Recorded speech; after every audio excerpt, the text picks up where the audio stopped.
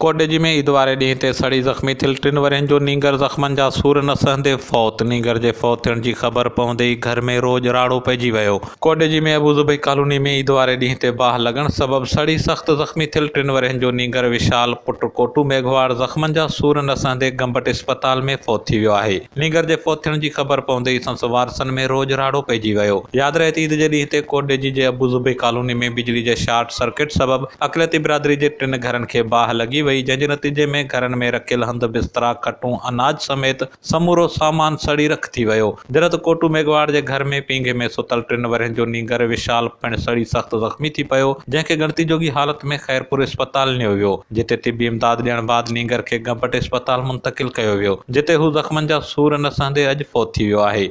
नींगर जे फ़ौत थियण बाद संस मड़ घर पहुचण ते घर में कोहराम मची वियो। Amala Bugti, Kawish digital media reporting team, कोटॾिजी।